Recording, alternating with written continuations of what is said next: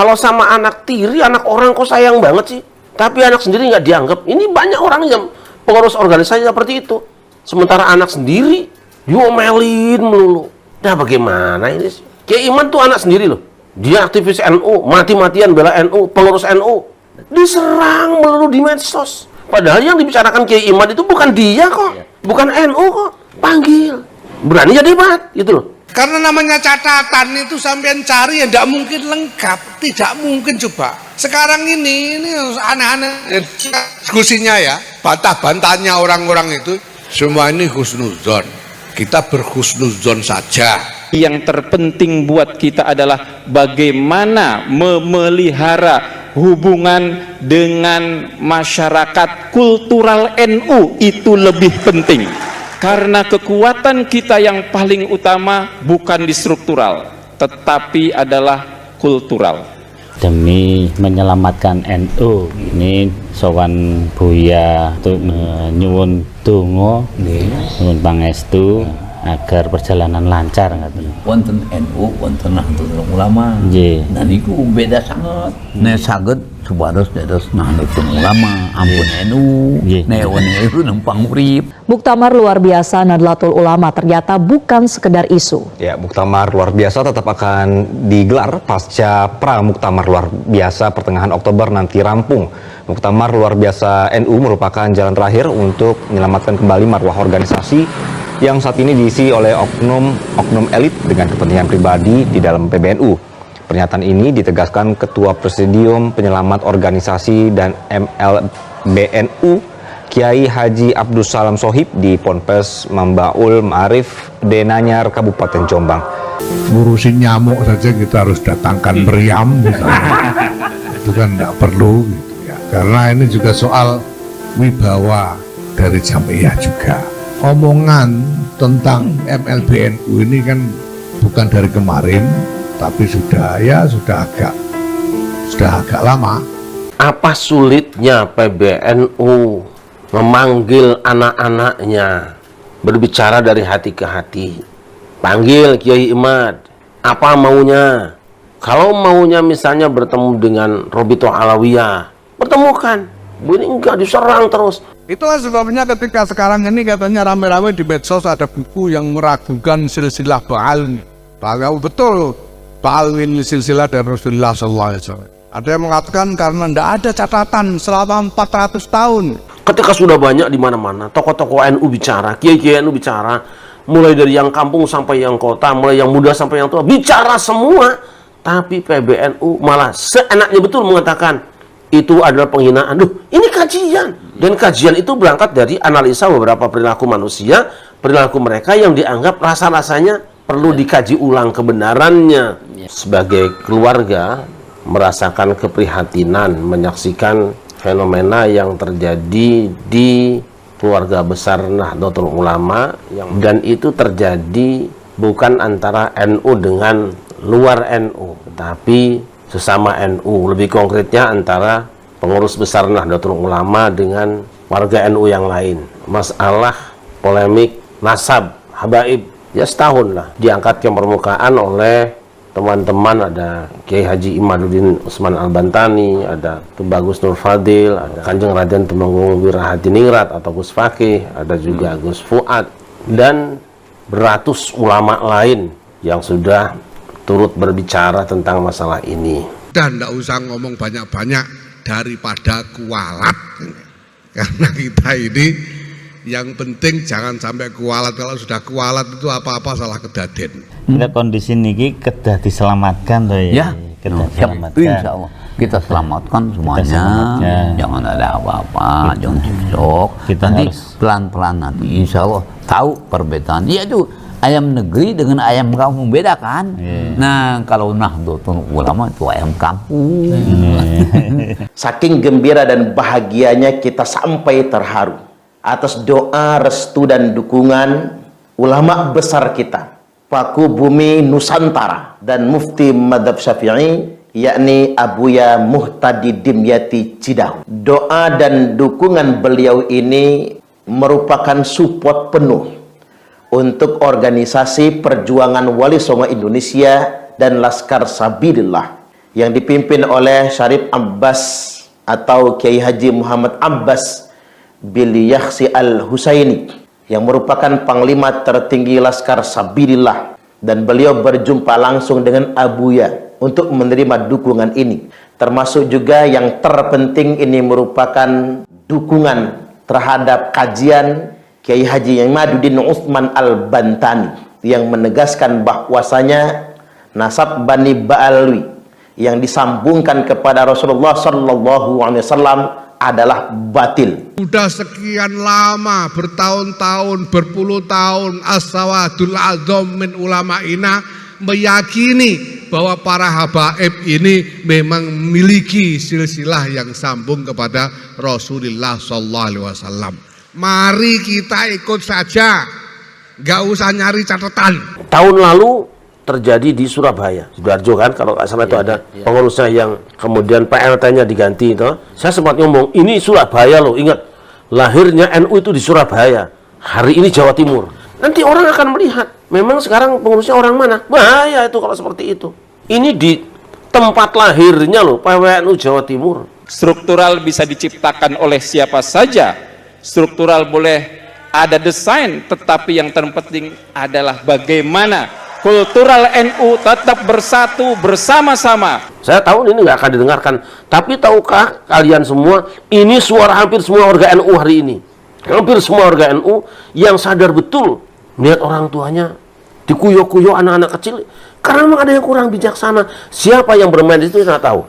Bukti-bukti barokah dari zuriyah Ba'alwi. Semuanya merasakan barokahnya Sulam Safira. Kita merasakan sendiri barokahnya. Atasnya NU ini harus diubah menjadi Nahdlatul Ulama kembali karena itu mah punya Kiai Hasyim Asy'ari gitu mah. Makanya Jadi sangat disayangkan dua masalah ini. Saya lihat PBNU kurang respon dan terkesan punya keinginan sendiri yang tentu saja keinginan tadi tidak selalu disepakati oleh anak-anaknya yang lain. Itu masalah. Yang membatalkan nasab Ba'lawi, yang menyebabkan Habib itu ternyata bukan keturunan Nabi, itu bukan Kiai Imad, Bah.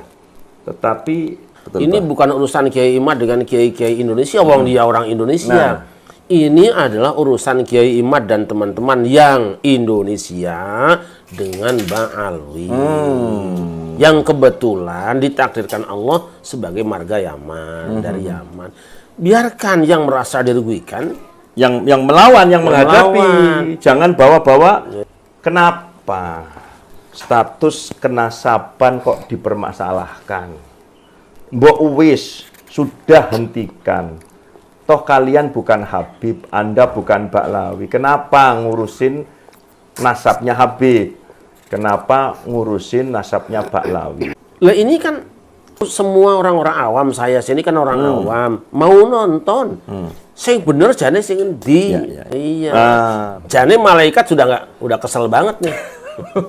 Supporter wabarakatuh. Waalaikumsalam. Alhamdulillah wassalatu wassalamu ala Rasulillah Sayyidina wa Maulana Muhammadinil Mukhtar. Amma ba'ud, yang kita muliakan dan kita hormati bersama guru kita tercinta Kiai Haji Rahmat Syarif Rahmat. Begini Pak, seputar yang sedang viral di negara Indonesia dan bahkan sudah mendunia terkait batalnya nasab Habib atau nasab Ba'lawi, yang dimana sekian ratus tahun mereka ada di negara Indonesia. Secara catatan data maupun sejarah, bahwa kelompok Arab Yaman itu didatangkan oleh Belanda di kisaran setelah peperangan Raden Ontorwiryo, yakni Pangeran Diponegoro, di tahun 1825-1830. Setelah itu kemudian oleh kepentingan sesuatu sehingga Belanda yang notabene menjajah Nusantara membawa puluhan bahkan ratusan dari kelompok Arab Yaman, Bah. yang kemudian sampai mengangkat Mufti Batavia yang kita kenal atau kita tahu informasinya bernama Habib Utsman bin Yahya. Nah, kembali Bah, terkait dengan sesuatu yang viral bahwa salah satu ulama yang alhamdulillah saya berkesempatan pernah mendatangi rumahnya Bah di tanggal 28-29 Mei kemarin Bah. Saya 3 hari 2 malam, saya ngobrol pagi, selesai duhur, habis itu duhur ngobrol lagi terus, menanyakan alasan dan lain sebagainya. Beliau adalah ternyata umurnya di bawah saya Pak.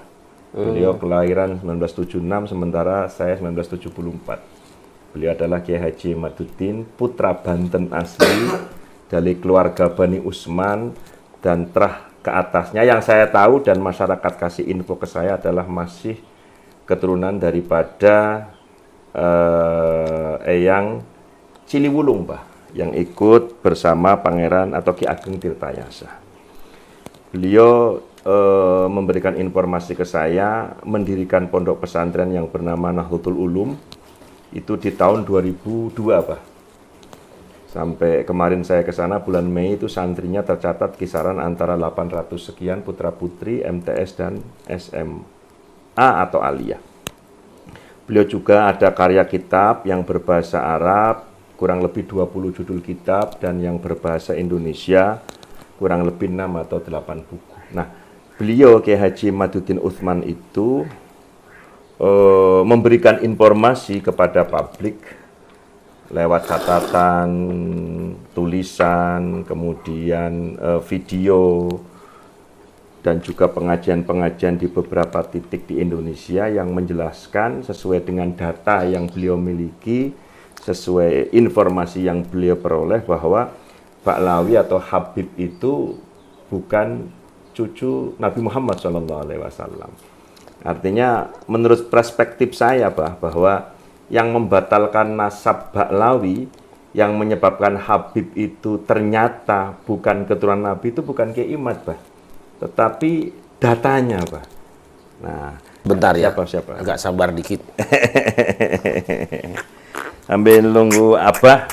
Lanjut aja. Kembali lagi bahwa memang terputusnya nasab Habib, terputusnya nasab Ba'lawi itu bukan Kiai Imad, gitu. Yang memutuskan bukan Kiai Imad, tetapi yang memutuskan itu data kitab sezaman abad 4, 5, 6, 7, 8, 9. Dimunculkan bahwa Abdullah atau Ubaidillah itu sebagai putra atau anak daripada Imam Ahmad bin Isa An-Naqib itu muncul belakangan setelah ada rentan waktu kisaran 550 tahun. Inilah yang kemudian sedang hangat, sedang asik diperbincangkan, baik itu di media sosial maupun di beberapa akademik dan juga di beberapa kalangan pondok pesantren yang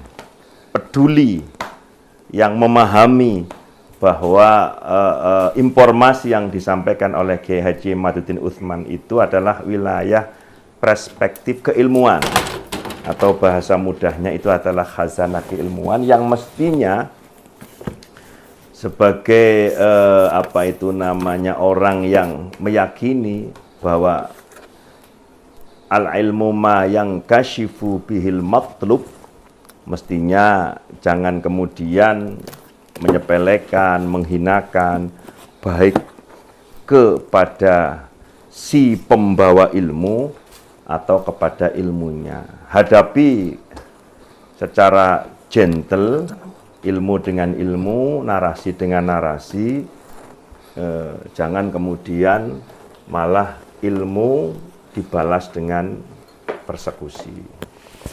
Saudara-saudariku, kaum muslimin muslimat dan seluruh bangsa Indonesia juga di dunia.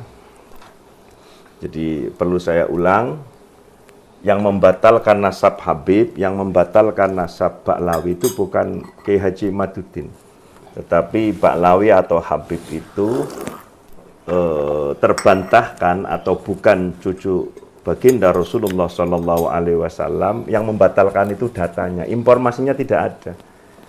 Lalu kemudian timbul pertanyaan, kalaulah memang Abdullah atau Ubaidillah itu bukan salah satu dari putra Imam Ahmad, karena Imam Ahmad itu putranya hanya 3, tidak ada nama Abdullah atau Ubaidillah. Lalu Abdullah atau Ubaid itu putra siapa? Nah, Ubaid yang saya temukan di dalam kitab Tuhfatul Zaman itu, Ubaid itu bin Isa bin Alwi, kemudian ke atasnya Hamham atau Himham bin Aun.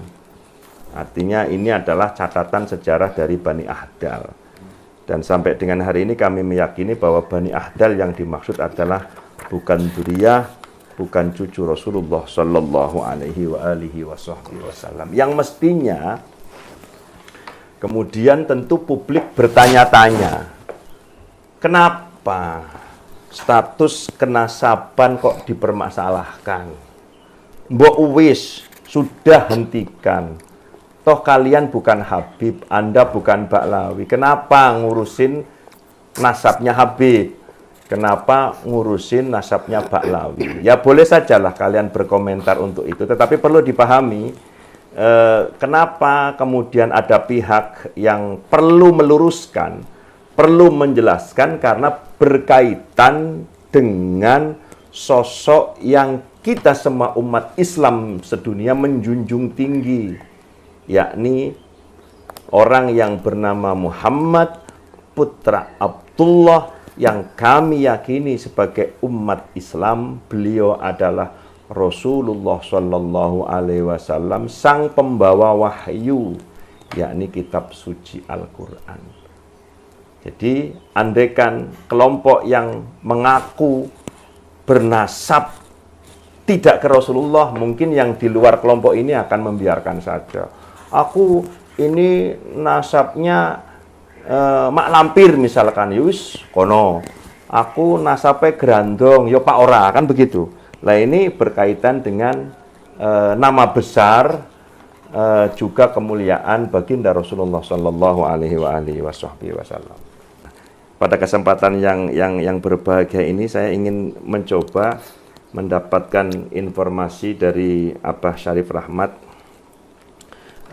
pemahaman tentang putus atau tidaknya nasab Habib atau Baklawi tidak menjadi cucu Rasulullah Shallallahu Alaihi Wasallam. Silakan Abah. Terima kasih Kiai Syarifuddin. Masalah nasab. Sebenarnya saya tidak mengatakan pembatalan ya. Statement bahwa Ba'alwi, bukan Alawi ya. Kalau Alawi kan Alawiyin kan Ba'alwi itu dianggap tidak mutasil, tidak soheh, itu sudah lama dikerjakan para ulama luar. Sudah lama ya? Sudah lama. Ada di Mesir, ada di Maroko, ada di Turki. Sudah ada berapa orang, termasuk ya, Yaman sendiri. Artinya pembatalan tersebut sudah lama pernah terjadi. Silakan. Pernah ada statement itu, ya kan? Nah, tetapi kalau di luar kan ada gitu biasa-biasa aja. Nggak ribet dan nggak ribut. Nggak ribet, nggak ribut. Mungkin yang kemudian di Indonesia menjadi ribet dan ribut karena kelompok Ba'alwi atau Habib ini dalam tanda kutip terlalu arogan atau sombong. Kenapa tidak ribut?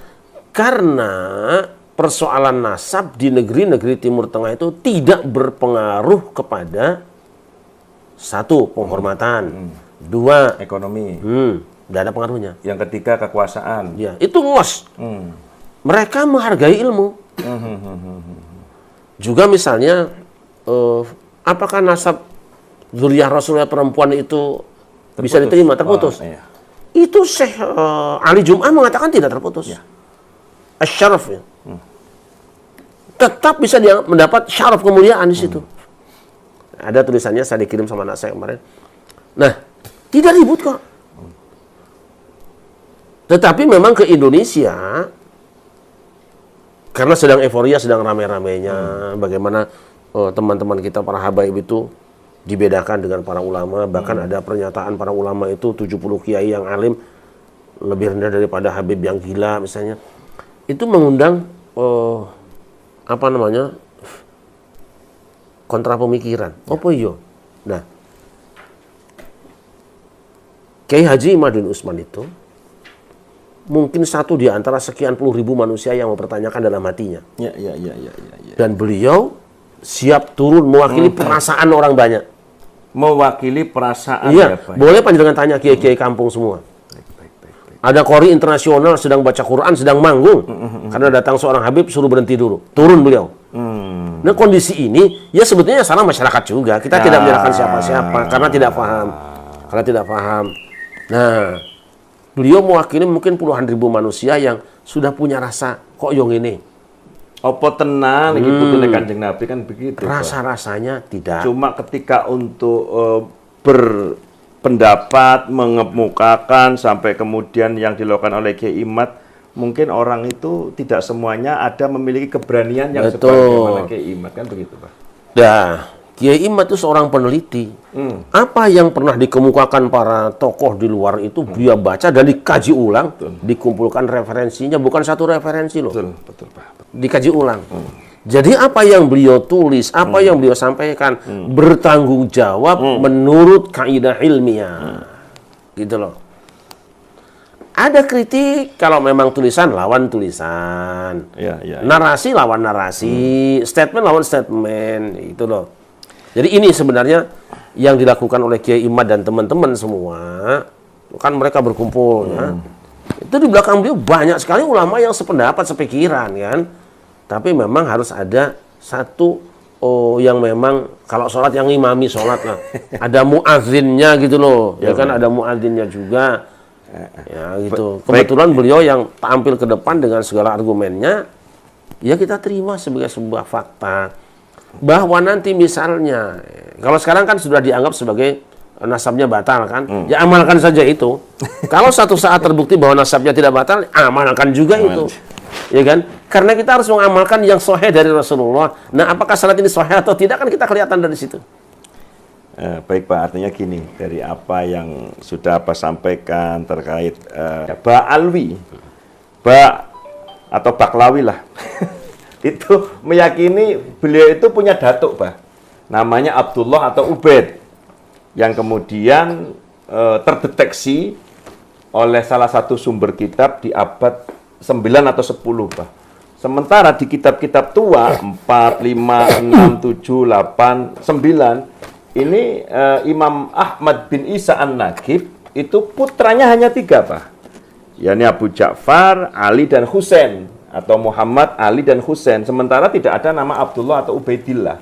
Kan begitu, Pak. Muncul belakangan setelah abad 5 atau kisaran 550. Nah, pertanyaan saya ke Abah Syarif, orang yang meyakini atas nasab seseorang setelah rentan waktu yang 5 abad bertolak belakang dengan bukti sejarah yang memang zong di abadnya, abad setelahnya lagi sampai 5 abad. Itu bagaimana menurut Abah itu, Pak?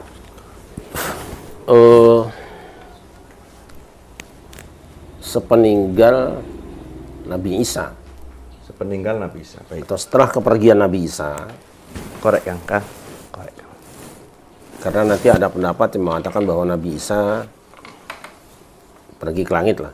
Pokoknya sepeninggal setelah pergi beliau, sekitar 200 tahun ada pertemuan di konsili. 200 tahun setelah ketiadaan Nabi Isa. Hasil dari konsili Nicea itu mengatakan bahwa Yesus itu anak Tuhan, anak Allah. Anak sang pencipta jagat raya. Ya, baik. Anak laki-lakinya kan berarti. Ibnullah. Ya, ya. Itu referensi itu ada, terpelihara, bahkan syuhrah wal istifadah sampai 570 tahun lebih. Syuhrah istifadah sampai 570 tahun, baik. Ya. Sampai Kanjeng Nabi Muhammad lahir, katakanlah 600 tahun, ya. 5 abad lebih lah. Betul, betul. Ya, wong baginda itu kan 571 Masehi, Pak. Jadi orang meyakini dengan data manuskrip yang ada, padahal jarak antara manuskrip dengan yang dibicarakan 200 tahun lebih. Iya. Sekitar 230 tahun di Indonesia itu. Nah, orang kan tentu akan menganggap bahwa Nabi Muhammad kok ngawur ini. Ngelawan syuhra wal istifadah Iya, kan seperti itu ya. melawan syuhra wal istifadah. Iya. Nabi Muhammad tidak punya data manuskrip sama sekali tentang itu. Karena beliau tidak mengkaji itu. Yang beliau pegang itu firman Allah. Tetapi walaupun firman ini baru muncul hari ini, bisa diuji kebenarannya dan siap tesis ya dalam tanda petik ya, tesis dalam tanda kutip tesis ilmiah lah ya. Siap didiskusikan, siap dipertanggungjawabkan. Tapi orang-orang Nasrani tidak mau diskusi. Ya, tidak mau diskusi apa. Yang ada dibikin narasi. Muhammad ini pemalsu. Muhammad ini framing, istilahnya sekarang framing. Framing. Gitu ya. Lah, semua argumen yang mereka sampaikan ditolak oleh Rasulullah dengan argumen yang jitu dan tidak ada yang mampu menjawabnya.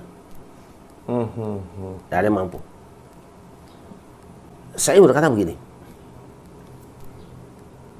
Ketika ada sebuah manuskrip menuliskan tentang seseorang, tadi nyebutnya kan anak Allah.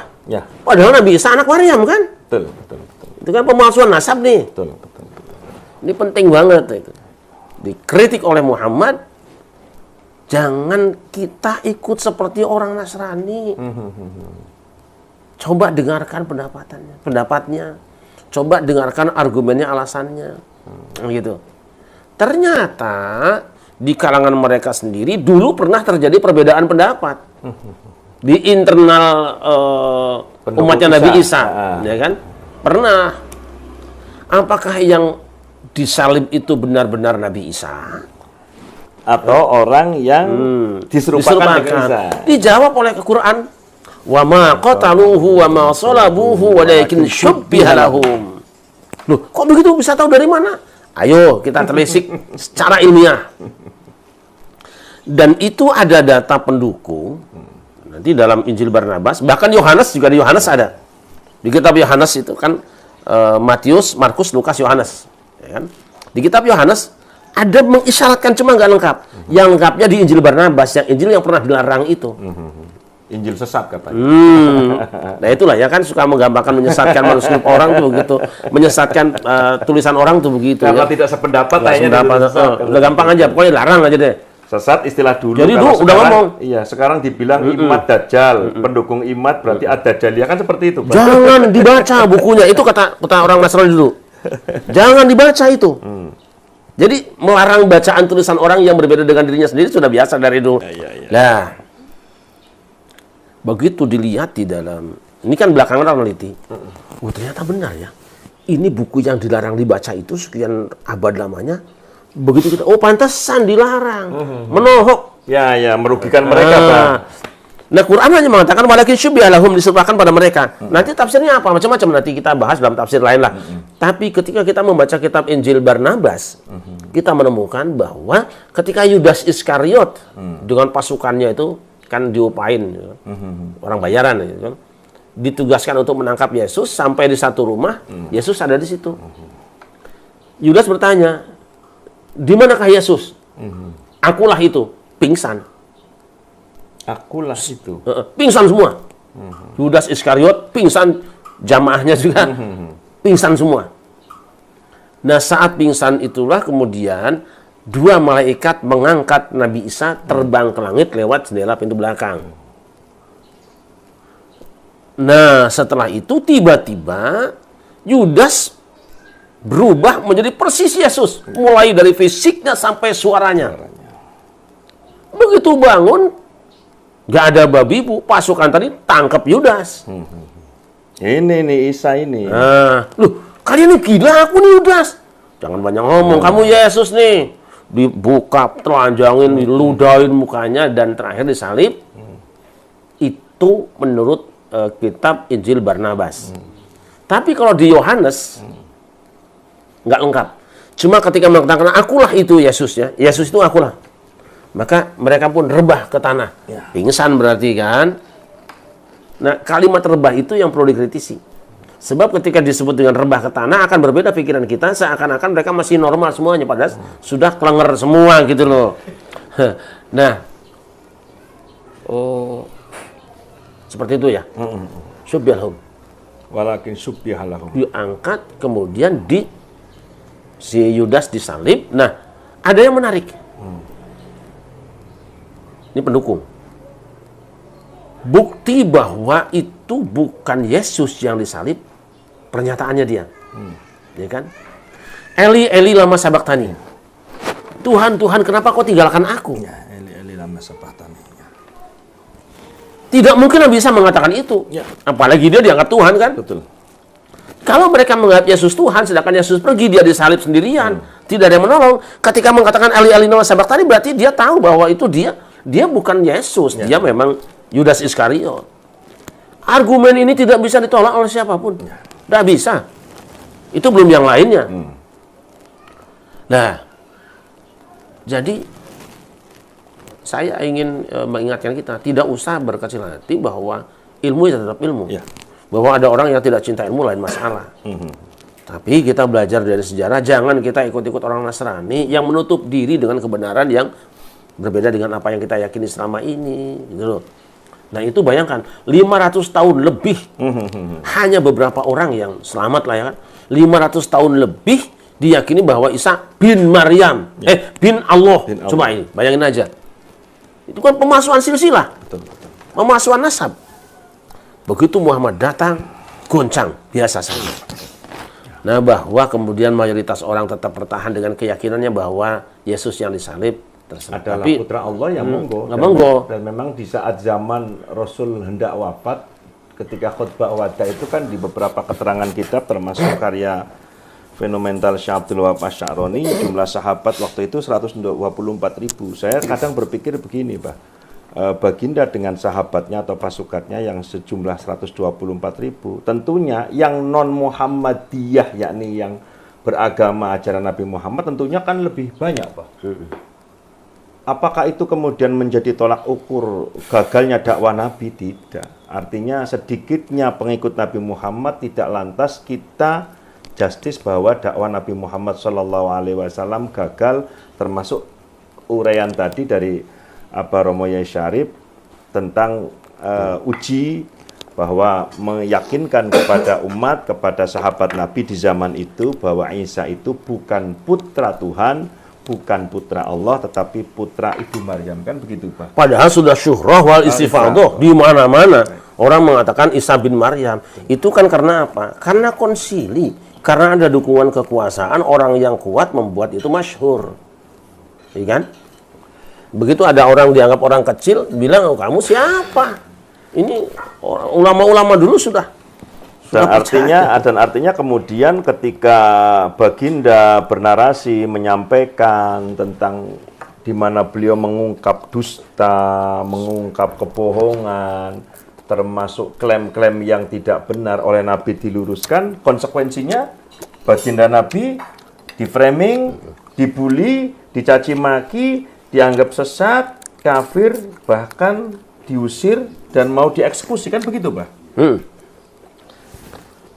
Artinya ini sudah menjadi ya bagian dari sutradara sang maha sutradara Allah Subhanahu wa Ta'ala. Bayangkan di Quran, Nabi dikatakan sebagai sahirun kadzdzab, tukang memutar balik fakta dan pendusta. Kadzdzab itu sama dengan dajjal. Jadi kalau sekarang ada orang digelari dajjal, enggak apa-apa, wong. Dulu juga Nabi Muhammad juga kadzdzab sebutnya. Kadzdzab itu dajjal bahasa kitanya. Artinya Kiai Imad dan pendukungnya yang sudah disebut oleh Bapak Habib Rizik dan kawan-kawan mengatakan Imadiyah Dajjaliyah, ya nggak apa-apa. Wong dulu Nabi Muhammad juga sempat digelar. Pernah digituin. Nah, digituin. Ya, jadi tetap. Nah, untuk selanjutnya gimana, Pak? Karena memang pola Habib atau Pak Alwi atau keturunan Alwi dari nasab ke Abdullah atau Ubaidillah sampai dengan hari ini itu semakin masif di dalam ngebully, ngeframing, bahkan mereka tidak segan-segan untuk melakukan persekusi. Nah, pola-pola seperti ini untuk kepada para pendukung karya ilmiah atau tesis Kiai Imad, bagaimana cara merespon atau menghadapinya? Silakan, Pak. Pertama, harus kita sadari bahwa pembahasan tentang nasab ini adalah medannya para ulama. Baik. Yang bukan ulama sebaiknya jangan ikut berbicara. Dan yang merasa dia ulama jangan bawa-bawa orang yang tidak tahu. Dan jangan diam. Berdiskusilah terbuka. Nah, yang kemarin kamu gerakkan itu suruh nonton. Jangan jadi jago kandang. Gitu loh. Sudah disiapkan ringnya, disiapkan medannya. Ayo panjenengan yang merasa ulama dan mampu ketemu dengan Kiai Imad. Tapi saya ingin membatasi. Ini bukan masalah antara Kiai Imad dengan NU, wong dia pengurus NU. Ya. Betul, ini Pak. bukan urusan Kiai Imad dengan Kiai Indonesia, wong dia orang Indonesia. Ini adalah urusan Kiai Imad dan teman-teman yang Indonesia dengan Bang Alwi. Yang kebetulan ditakdirkan Allah sebagai marga Yaman, dari Yaman. Biarkan yang merasa dirugikan, yang melawan, yang menghadapi, jangan bawa-bawa. Iya. Kita tidak perlu jadi calo. Kita tidak perlu menjadi apapun. Lah ini kan memang ada keahlian barangkali ya. Ada keahlian sehingga pada akhirnya anak-anak bangsa ini memang gemar diprovokasi. Sok tampilkan ilmu pengetahuanmu, tampilkan kejujuranmu. Itu semua orang-orang awam, saya sini kan orang awam, mau nonton. Sing bener jane sing endi. Jangan ngacung-ngacung kepon di atas, saya juara, lu juara. Buktikan yang juara siapa, wong ada medannya. Kabeh merasa juara, apa juara. Gitu kan, kan biasa kalau di ring itu sebelum bertanding kan mereka biasanya gagah kabeh. Betul, betul. Ya, nanti buktikan mana yang gagah, mana yang nyungsep. Ya di ring ilmiah. Mana yang muhibin, mana yang mukibin, kan begitu. Jadi tolonglah saudara-saudara kita semua, orang-orang awam seperti saya, jangan mau diprovokasi. Ingat ya, ada akhirat. Ingat. Ya, itu. Dan orang-orang yang merasa berkepentingan di sini, jangan melibatkan massa, itu urusanmu. Itu urusanmu. Kalau memang mau diceramahkan, ceramahkanlah dengan menyebutkan data-datanya. Santai aja. Gini, Pak, pernyataan Abah tadi itu akhirnya aku teringat. Setelah Habib Muhdor dari Jawa Timur teriak-teriak untuk memerintahkan kepada orang lain, bahasanya fisik lah, kepada Kiai Imad dan beberapa pendukung Kiai Imad, sampai kemudian terjadi kasus Jember dan Malang. Yang lalu direspon, Pak, oleh Kanjeng Raden Tumenggung Kiai Haji Nur Ikhya, Pak. Kata-katanya kalau nggak salah, hai Muhdor, kalau kamu laki-laki hadapi saya, tapi sendiri. Kamu dengan saya ketemu 4 mata. Jangan bawa-bawa anak buah. Jangan bawa-bawa muhibbin. Kamu dengan saya ketemu, kita diskusi ilmiah tentang nasab kamu. Atau kalau memang kemudian pengen lebih dari itu, kita panco. Kan seperti itu. Kayaknya Kanjeng Raden Tumenggung. Itu saya ingat banget itu, Pak.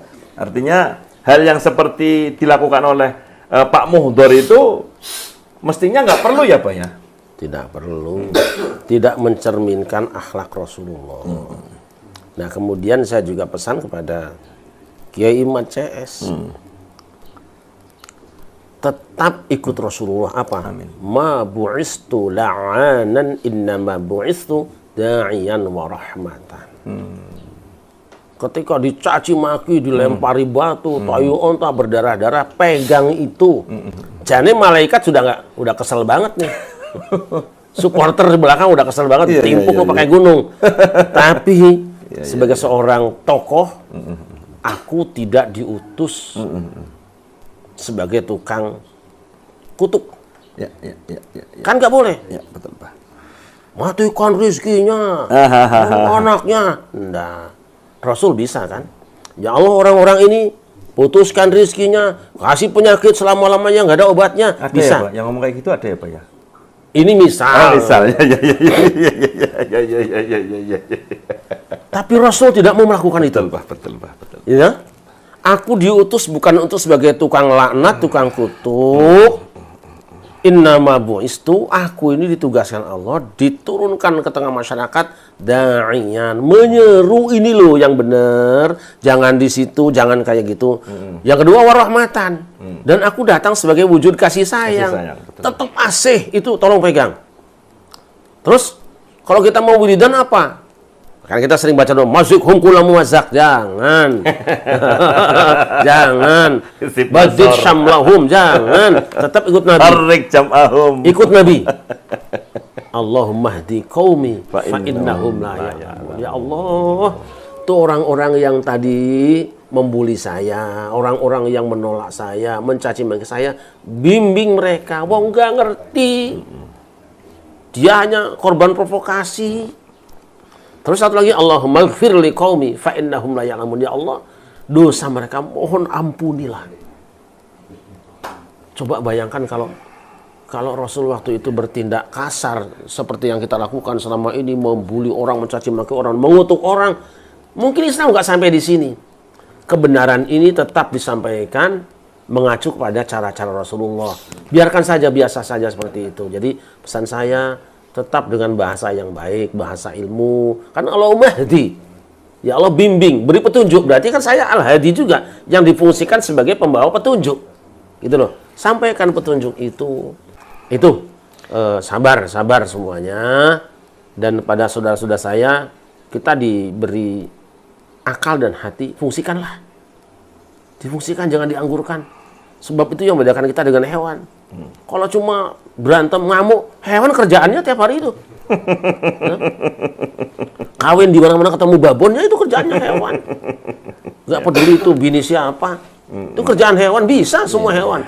Tapi kita manusia punya akal, punya hati, mbok dipakai mikir, sebab pada akhirnya akan dipertanggungjawabkan di hadapan Allah Subhanahu wa taala. Itulah tadi sindiran dari PWI kepada PBNU yang semerta-merta malah mengganti kepengurusan Kiai Haji Imaduddin Usman Al-Bantani. Dan banyak sekali polemik-polemik yang ada di dalam PBNU yang dianggap tidak sepadan dengan Ahlussunnah wal Jamaah. Perlu dikaji ulang dan juga pemikiran yang sangat matang dalam memutuskan sesuatu hal agar tidak berdampak buruk ke depannya.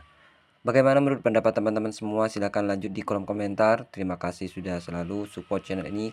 Terus support Arman Arfati agar bisa memberikan sajian yang bermanfaat bagi saudara-saudaraku sekalian. Sampai jumpa di video selanjutnya. Assalamualaikum warahmatullahi wabarakatuh.